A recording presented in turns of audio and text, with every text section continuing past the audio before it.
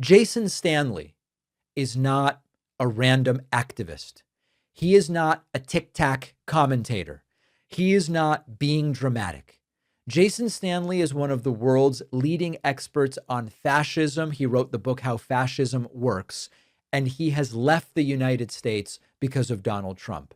Stanley was a professor at Yale University, tenured, prestigious, kind of as protected as it gets in American academia. And even he decided it wasn't safe or honest to stay. And so he has moved his family to Canada and is now teaching at the University of Toronto. Why? Because in his words, the Trump administration has carried out a coup. Not a metaphor, not hyperbole, a coup. Stanley says the Trump regime believes it has enough control over the levers of power that it doesn't need public support anymore. That is a chilling sentence. And according to Stanley, universities are being targeted first, funding threats and political pressure, demands for compliance. And he believed that if he stayed at Yale, the institution would feel pressure to tone him down. Not because Yale necessarily agrees with Trump, they probably don't, but because Yale wants to survive. And Stanley said that the message would have been very clear. Do not do anything to provoke retaliation from Donald Trump. Don't bring heat. Normalize what is happening. And he refused, and so he left. And from outside the country, he is now saying what many institutions in the United States are too afraid to say, which is that Trump is using classic fascist tactics, a cult of the leader, scapegoating immigrants, LGBTQ people, political opponents. They all get scapegoated, delegitimizing your opposition, criminalizing protests, turning law enforcement and the military inward. Stanley says that when people frame this as, oh, the country is simply polarized, that they're getting it completely wrong. He says this is not about two sides that disagree. There is the embrace of authoritarianism on one side and others being told, you got to calm down. He makes the point very bluntly. History will not remember this as polarization. History, if you look at other examples, remembers who normalized fascism while it was happening. And the part that really should land is that he doesn't believe the fight is over. He thinks Trump may have moved too fast, that the cruelty and the corruption and the illegality are becoming obvious to too many Americans because he moved too quickly.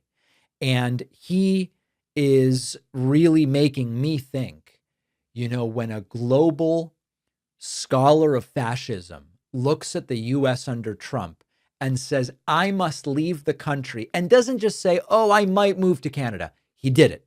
He moved to Canada. That is not something that Americans should be shrugging off. As I've said before, we have this false notion that fascism sometimes appears with tanks rolling in the streets. But one of the unfortunate realities is that fascism always often appears in ways where you don't need the tanks to roll down the streets. Fascism appears by silencing dissent, generating self-censorship, and through other mechanisms that in some cases prevent you even needing the tanks in the streets to begin with. There are people who understand this. Jason Stanley is one of them. He determined that it is indeed time to go. And this is, of course, terrifying. Now, I've also heard from a bunch of you, some of whom are considering leaving, and I've heard from some of you who already have.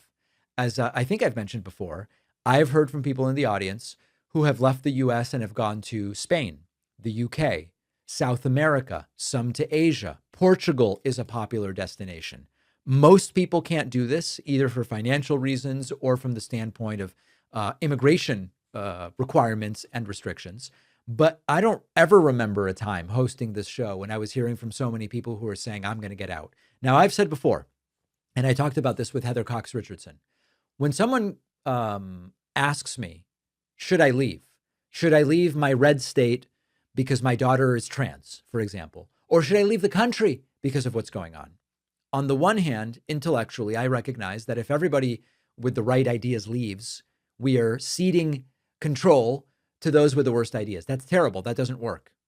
But at the same time, who am I to say to any particular person, you must stay, no matter what the risks to yourself or your family? So I get it. I get the reasons that people are doing that.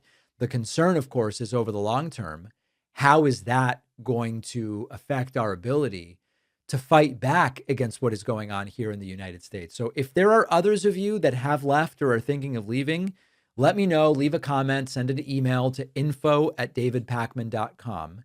And remember that we are going to do everything we can to remain up and running, even as the pressure is mounting. As I've said before, if we were to get shut down on any platform, the platform where we own our data is Substack.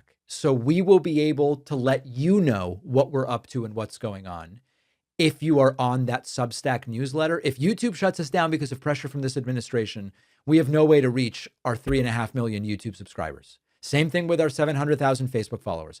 So we own the data on Substack. So make sure you're on my newsletter, substack.davidpakman.com. Scary times.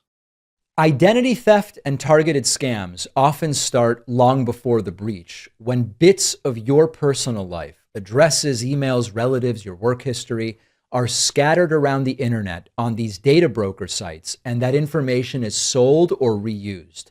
Our sponsor, Incogni, will get that stuff removed for you, not from just a single type of website. They will work to take down your personal information wherever it shows up online, shrinking the pool of info that bad actors rely on. Incogni automatically handles removals from hundreds of known sites, but their unlimited plan goes even further with custom removals, where if you find your info anywhere, paste the link to Incogni and they will get to work removing that for you. This matters because a single overlooked listing can be enough for a scammer to impersonate you or even open accounts in your name. Incogni's data removal process is independently verified by Deloitte, which adds a layer of trust. You can get 60% off when you go to incogni.com/Pakman and use the code Pakman. The link is in the description.